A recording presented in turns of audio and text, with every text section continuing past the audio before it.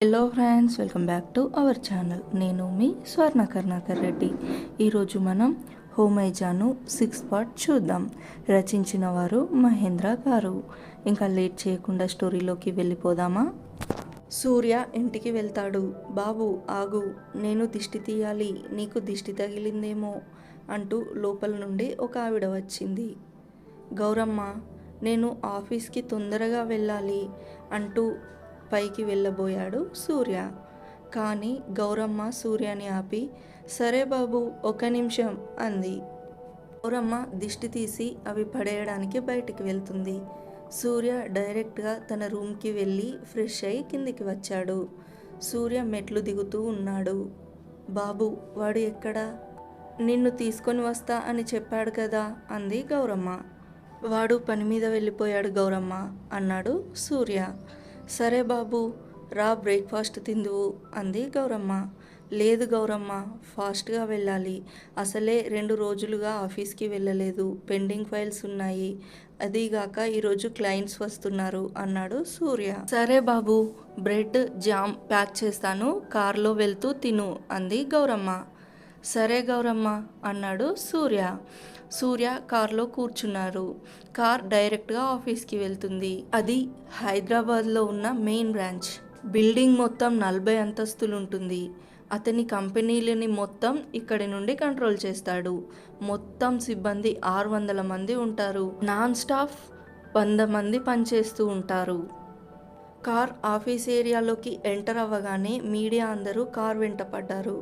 సూర్య car దిగగానే Manisha flower bouquet ఇచ్చి అభినందనలు చెప్పింది. సూర్య మీడియా వాళ్ళని ఆఫీస్ గార్డెన్లోకి తీసుకుని వెళ్ళారు.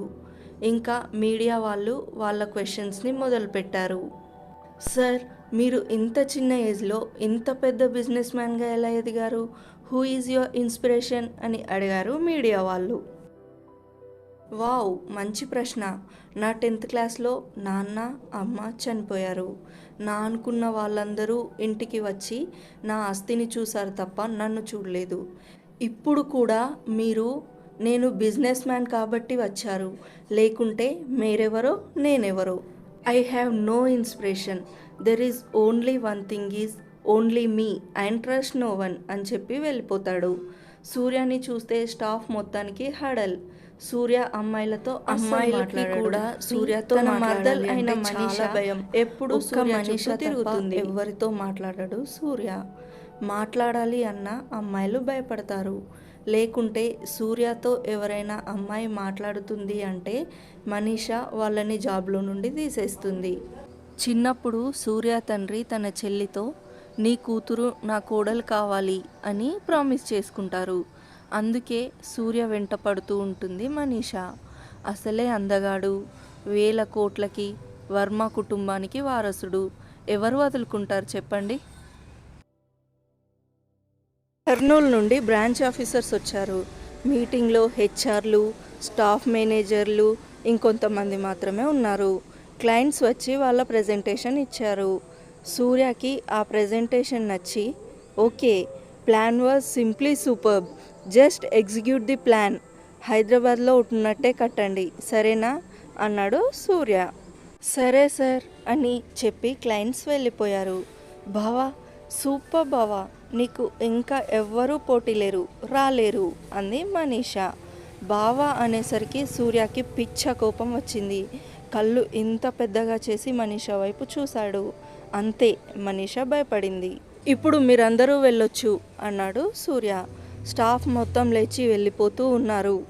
అందరూ వెళ్ళిపోయాక, నీకెన్నిసార్లు చెప్పాలి, నువ్వు ఆఫీస్లో ఉన్నావు, ఇది నీ ఇల్లు కాదు, ఇది నా ఆఫీస్. ఇక్కడ నేను చెప్తే ఉండాలి, నేను వెళ్ళిపోమంటే వెళ్ళిపోవాలి.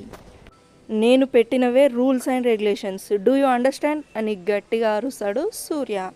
మనీషా ఎలాగైనా కవర్ చేయాలి అని, ఈరోజు ఎందుకో నాన్న నిన్ను ఇంటికి రమ్మని చెప్పారు అంది మనీషా. సరే, నేను కనుక్కుంటా అన్నాడు సూర్య. మనీషా బయటకి వచ్చింది. స్టాఫ్లో కొంతమంది. స్టాఫ్ నెంబర్ 1, మేడం, సార్ ఏం చెప్పారు అని అడిగింది. మనీషా ఎలాగైనా కవర్ చేయాలని, సార్ ఏం చెప్తారు, ఎప్పటిలాగే అంది మనీషా. ముద్దు పెట్టారా అంది సెకండ్ స్టాఫ్. మనీషా సిగ్గుపడి ఒకసారి ముద్దు పెడుతుంటే ఎలా ఉందో ఊహించుకుంది. సూర్య బయటకి రావడంతో మనీషాతో మాట్లాడుతున్న స్టాఫ్ మెంబర్స్ అందరూ పారిపోయారు. సూర్యకి మనీషా అంటే ఎందుకు అంత కోపమో మీకు ముందు ముందు తెలుస్తుంది. సూర్య ఆఫీస్లో రౌండ్స్ వేస్తూ ఉన్నాడు. స్టాఫ్ మెంబర్స్ అందరూ కలిసి పార్టీ అడగాలి అనుకున్నారు. అప్పుడే అక్కడికి సూర్య రావడంతో Surya young entrepreneur of the year award గెలుచుకున్నందుకు పార్టీ అడగాలనుకున్నారు స్టాఫ్ మెంబర్స్. ఏంటి ఇక్కడ గ్రూప్ అయ్యారు, ఏదైనా ముఖ్య విషయమా అని అడుగుతాడు సూర్య.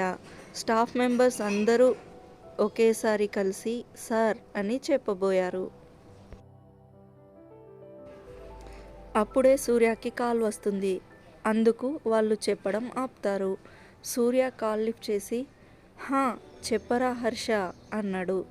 నువ్వు అర్జెంటుగా హాస్పిటల్కి రా బావా అన్నాడు హర్ష. ఏం జరిగిందిరా అన్నాడు సూర్య. తను తను అన్నాడు హర్ష. హా తనకేమైంది అన్నాడు సూర్య. బావా నువ్వు అర్జెంటుగా హాస్పిటల్కి రా అని చెప్పి కాల్ కట్ చేశాడు హర్ష. సూర్య ఫోన్ పెట్టేసి పరిగెత్తుతూ లిఫ్ట్ దగ్గరికి వచ్చాడు.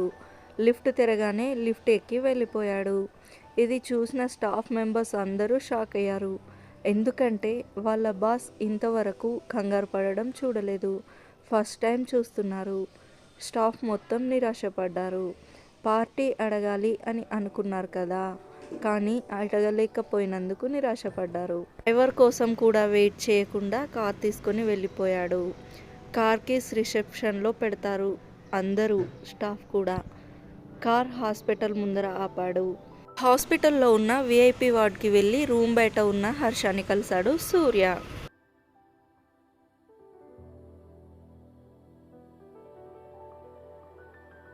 ఏమైందిరా, ఎందుకు హఠాత్తుగా ఫోన్ చేశావు, తనకు ఏం జరిగింది అన్నాడు సూర్య. హర్ష తలుపు తెలిసి జానకిని చూపించాడు. సూర్య కంగారు పడడం ఆపి ఎందుకు పిలిపించావురా అని అడిగాడు. బావా తనకి మెమొరీ లాస్ అయ్యింది అన్నాడు హర్ష. వాట్ అన్నాడు సూర్య. బావా తల మీద ఎవరో కొట్టారు, ఇంకా తనని 2 రోజుల పాటు కంటైనర్లో బంధించారు, అందుకు మెమొరీ లాస్ అయ్యింది అన్నాడు హర్ష. నాకు అర్థం కాలేదు అన్నాడు సూర్య. బ్రెయిన్కి 20% ఆక్సిజన్ అవసరం. తనని కంటైనర్లో బంధించినప్పుడు తనకి ఆక్సిజన్ సరిగా అందక లేదా వాళ్ళు కొట్టినందుకు మెమొరీ లాస్ అయ్యింది అన్నాడు హర్ష. మరి దీనికి ట్రీట్మెంట్ లేదా అన్నాడు సూర్య.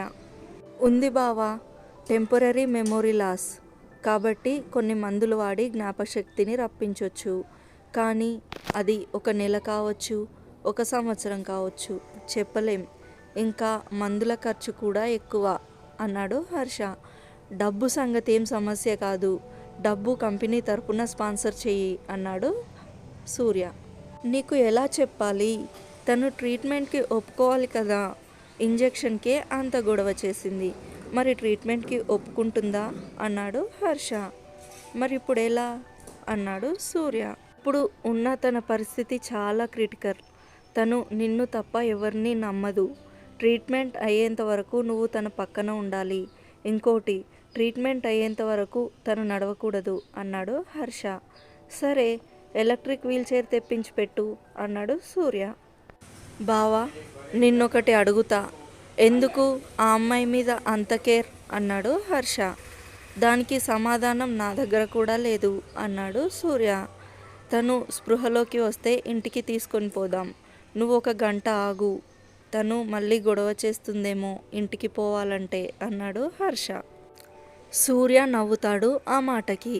ఇది చూసిన హర్ష చాలా ఆశ్చర్యపోయాడు. ఎందుకంటే సూర్య నవ్వడం చాలా తక్కువ.